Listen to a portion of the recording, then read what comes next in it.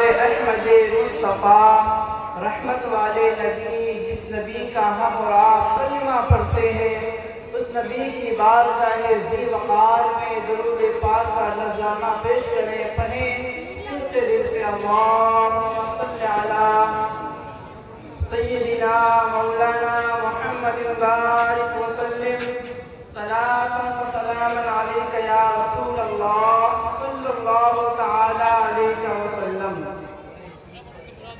الہی حمد سے عاجز ہے یہ سارا جہاں تیرا، جہاں والوں سے کیوں ہو سکے ذکر و بیان تیرا۔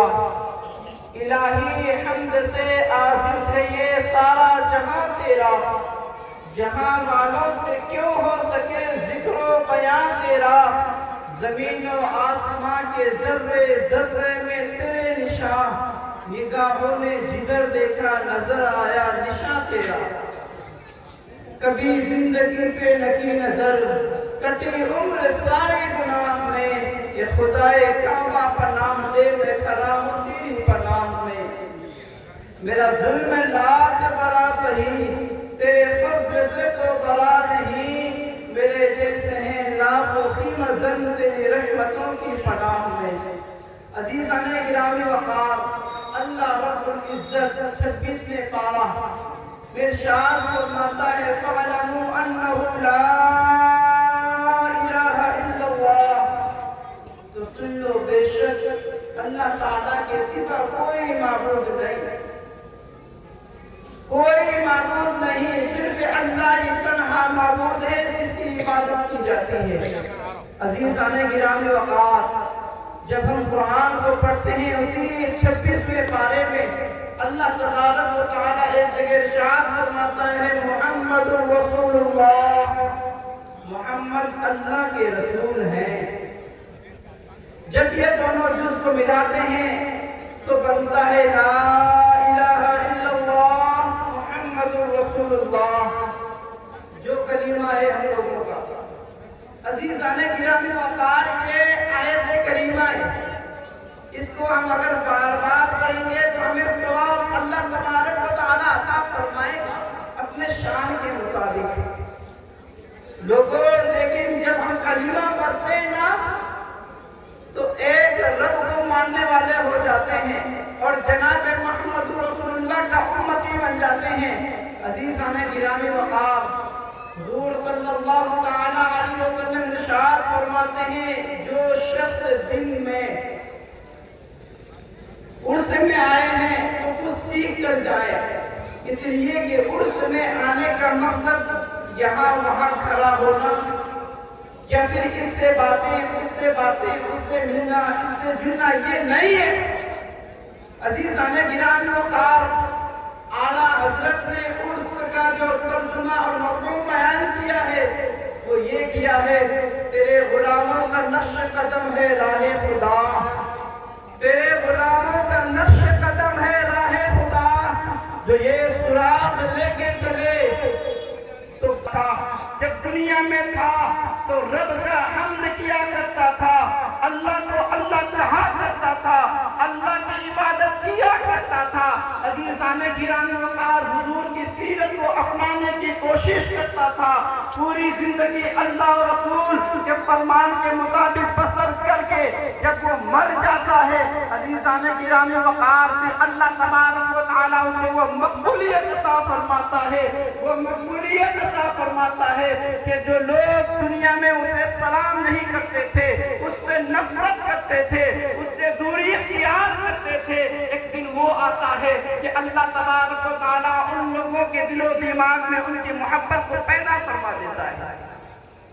عزیزان گرامی وقار، میں یہ کہہ رہا تھا کہ کلمہ جو ہے نا، میرے مصطفیٰ فرماتے ہیں کہ جو شخص دن میں 300 بار پڑھ لے، کیا پڑھنا ہے؟ لا الہ الا اللہ محمد رسول اللہ، لا الہ الا اللہ محمد رسول اللہ، 300 بار۔ آقا کریم صلی اللہ علیہ وسلم فرماتے ہیں کہ جو شخص 300 بار پڑھے گا نا، اللہ تبارک و تعالیٰ اسے 10 غلام آزاد کرنے کا ثواب عطا فرمائے گا۔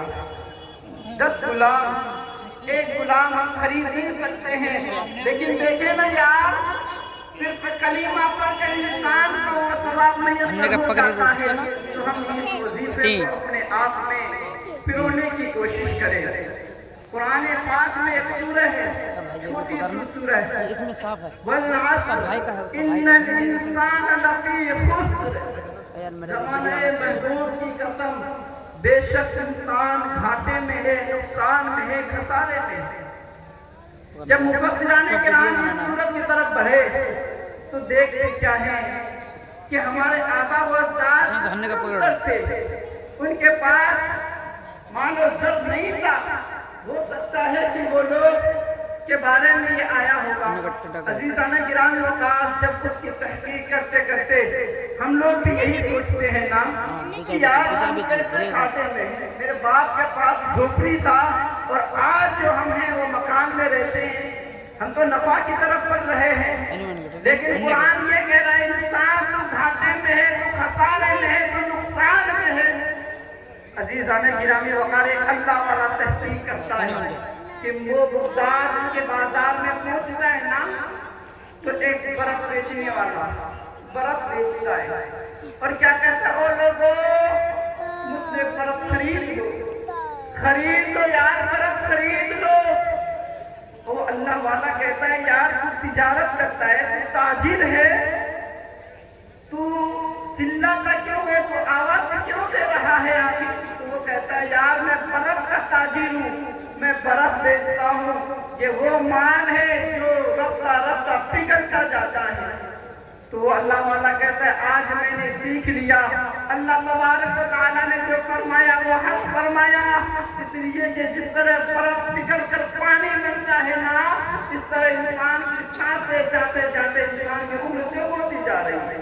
عزیزو، ہم نافع کے طرف نہیں ہیں، ہم گھاٹے میں ہیں، ہم نقصان میں ہیں، ہم چھوڑ دیں اپنے عہدوں کو، ہم چھوڑ دیں اپنے آپ کو برا کہنا، ہم اپنے آپ میں اخلاص پیدا کریں۔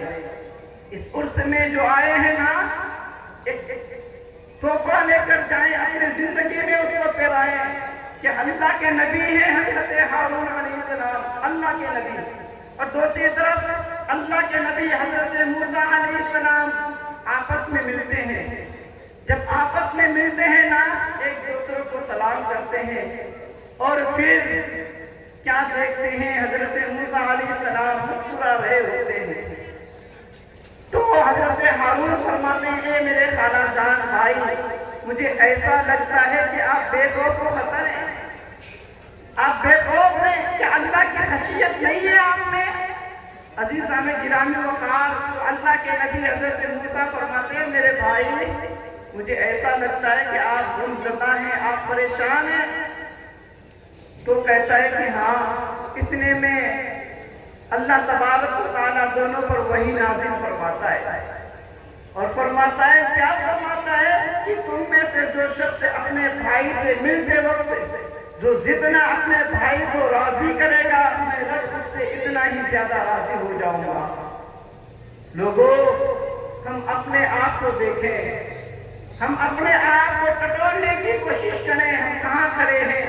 عزیزان گرامی وقار، آج ہم نفرت کی نفرت کرتے ہیں۔ اللہ رب العزت کی بارگاہ میں آ کر، رب کی بارگاہ میں آ کر اللہ کو منانے، حضور صلی اللہ علیہ وسلم کی سیرت طیبہ پر اپنی زندگی کو گزارے۔ جس نبی کا ہم اور آپ کلمہ پڑھتے ہیں، وہ نبی ہمیں لاوارث چھوڑ کر نہیں گیا ہے۔ عزیزان گرامی وقار، ہم تو اللہ رسول کے ماننے والے ہیں نا، تو ہم لاوارث کیسے ہو سکتے ہیں؟ پھر مصطفیٰ کریم صلی اللہ علیہ وسلم فرماتے ہیں، اور صحابیوں، میں تجھے جو چیز چھوڑ کر جا رہا ہوں، اس کو مضبوطی سے تھامے رہنا، تم کبھی گمراہ نہیں ہوگے۔ وہ کیا ہے؟ ایک سنت رسول ہے، دوسرا قرآن مجید ہے۔ اگر کسی شخص کو تھیوری دیکھنا ہو تو وہ قرآن کو کھولیں اور قرآن کو پڑھیں اور اس کو سمجھیں۔ عزیزان گرامی وقار، اگر کسی شخص کو پریکٹیکل دیکھنا ہو تو وہ حضور صلی اللہ علیہ وسلم کی سیرت طیبہ کو دیکھیں نا۔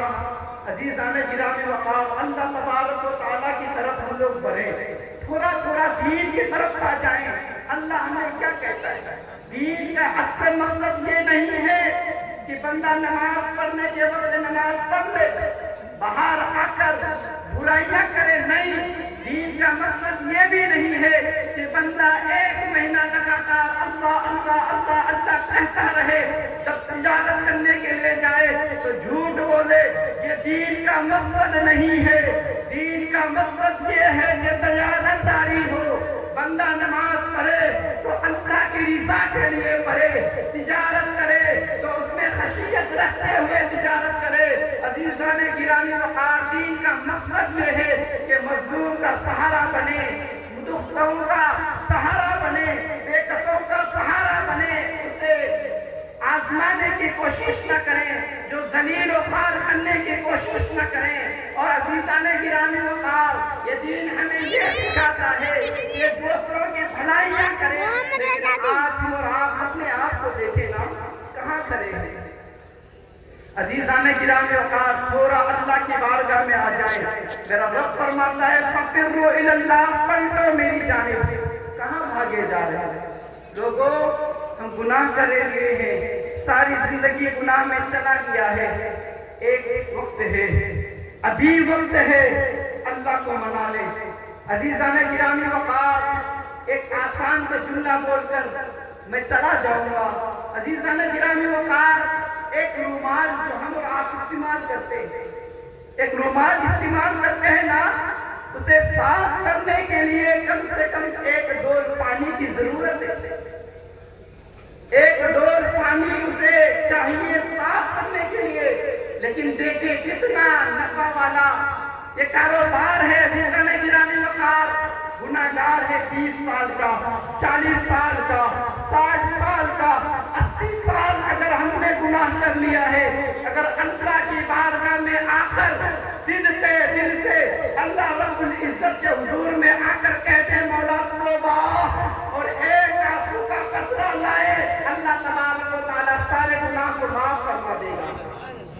عزیزو، ہم کلمہ کے مفہوم کو سمجھ لیں کہ کلمہ ہمیں پڑھ کر جھوٹ نہیں بولنا ہے بلکہ سچ بولنا ہے. اللہ رب العزت کی بارگاہ میں دعا کروں مولا ہمیں حق پر عمل کرنے کی توفیق و رفیق عطا فرما. وما علینا الا البلاغ. السلام علیکم ورحمۃ اللہ وبرکاتہ.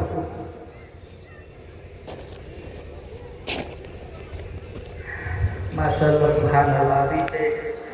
حضرت مولانا جنید صاحب